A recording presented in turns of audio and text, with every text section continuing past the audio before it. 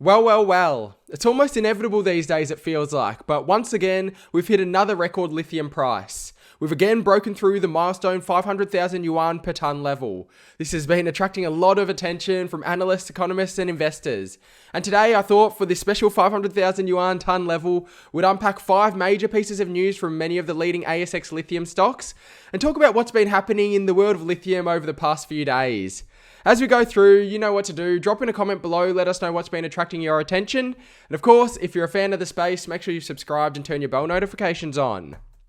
First up, where else would we start but Pilbara Minerals? ASX PLS, of course, one of the leading ASX lithium stocks, but they've also been bringing production online rapidly and serving as a bit of a bellwether to give us an indication about where sentiment is surrounding the lithium space. Of course, we know that Pilbara have pioneered their BMX auction platform. This has been very interesting to see. Now it's almost month in, month out, but in the past it was periodically to see where the lithium prices were tracking. Again, much like the broader macro picture where the lithium prices were at a record, on a company-specific sales lens through the BMX auction, we've seen Pilbara achieving US $7,700 per dry metric tonne on an SC6 basis.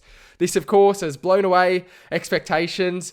And I think it's also worth a bit of a reflection. For those who have been following the lithium space, the back end of 2017-18, that run, and then the orphan period as prices cratered through, doesn't feel like all that long away, but it's really only been 3 or 4 years. However, many of these stocks, Pilbara, of course, namely, has come a long way, and many of these names that just a few years ago, investors were wondering, where do things head from here, have been flying high. ASX PLS is at all-time highs and continues to be a leading light in the lithium space.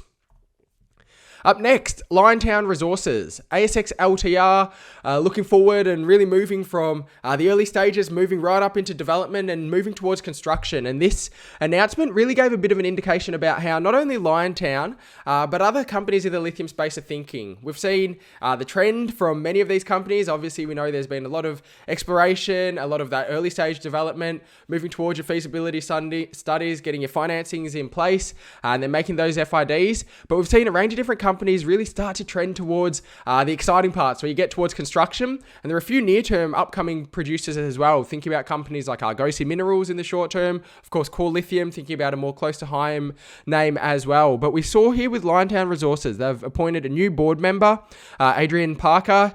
She's got a strong background in terms of strong legal, commercial, as well as corporate experience.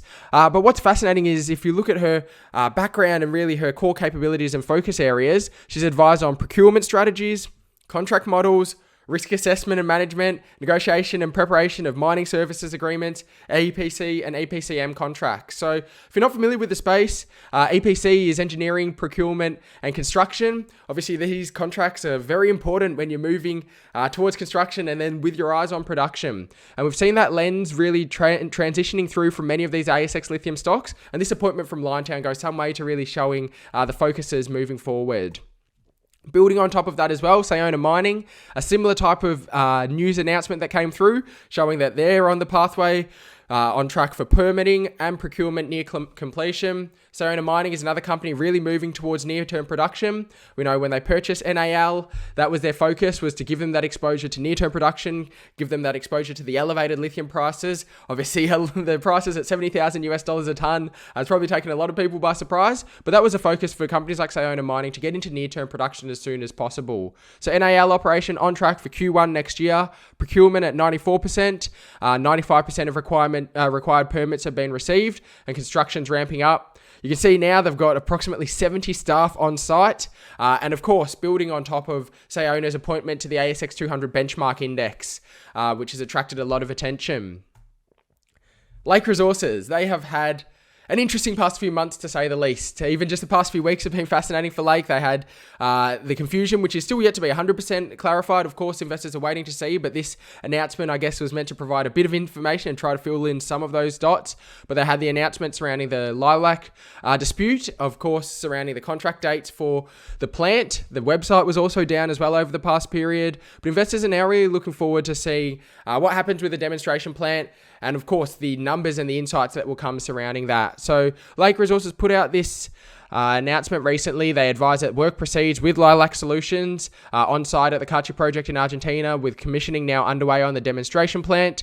Obviously, they referenced the earlier announcement, which we talked about on the 14th of September. Lake issued a notice of dispute under its agreement with Lilac in respect of certain performance timelines, and Lake wishes to advise that ongoing work is being done by Lilac at the Kachi project, and all parties are confident on-site operations will be successful.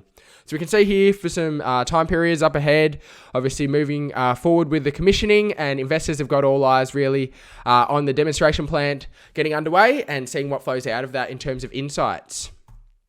And then Vulcan Energy, another company playing in the DLE space.